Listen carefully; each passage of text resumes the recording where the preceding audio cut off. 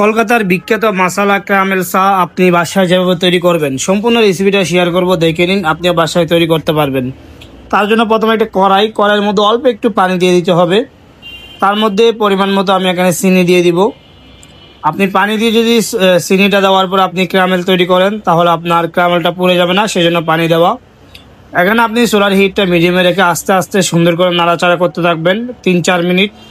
দেখবেন আস্তে আস্তে আপনার চিনিটা ক্যারামেল আকারে তৈরি হবে। দেখেন এখন মোটামুটি একটা কালার চলে আসছে হালকা পাতলা।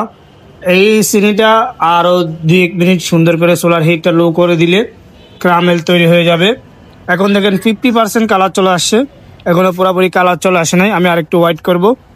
যখন পুরোপুরি কালারটা চলে আসবে দেখেন এখন একেবারে পারফেক্ট প্রপার কালারটা চলে আসছে।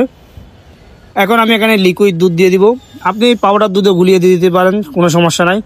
আমি এখানে হাফ কেজির একটু বেশি লিকুইড দুধ দিয়ে দিচ্ছি। দুধটা দেওয়ার পরে এখানে সুন্দর করে দুধটা ২-১ মিনিট গরম করে এরপরে মশলা দিয়ে দিচ্ছি। মশলার মধ্যে তেজপাতা, 2 পিস এলাচি, 2 পিস দারচিনি আমি এখানে দিয়ে দিচ্ছি।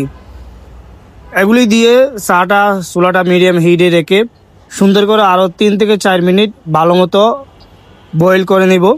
এরপর আমি দিয়ে দিচ্ছি চুড়ো চাপাতি 1 প্যাকেট, 10 টাকা দামের যে চাপাতিগুলি থাকে। এগুলি দেওয়ার পরে আমি ওয়েট করব চায়ের প্রপার কালারটা যেন আসে। চাপাতি দেওয়ার পরে আপনারা 5-6 মিনিট চুলার হিটটা মিডিয়ামে রেখে সুন্দর করে যদি আপনি বয়েল করে নেন তাহলে আপনার চায়ের কালারটা প্রপার চলে আসবে। ওয়েট করবেন যতক্ষণ পর্যন্ত আপনার চায়ের কালারটা প্রপার আসবে না, ততক্ষণ পর্যন্ত ওয়েট করবেন। যখন আপনার প্রপার চায়ের কালারটা চলে আসবে আপনি চুলাটা অফ করে দিবেন। দেখেন আমার চায়ের কালারটা চলে আসছে। এখন আমি চাটা সেঁকে নিচ্ছি, সেঁকে একটা কাপের মধ্যে ঢেলে নিচ্ছি। অবশ্যই বাসায় ট্রাই করবেন, অনেক মজার একটা রেসিপি শেয়ার করলাম। চা পছন্দ করে না এরকম লোক খুঁজে পাওয়া খুবই মুশকিল বাংলাদেশে।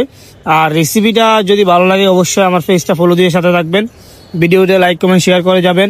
আল্লাহ হাফেজ, আসসালামু আলাইকুম। আজকে এই পর্যন্ত।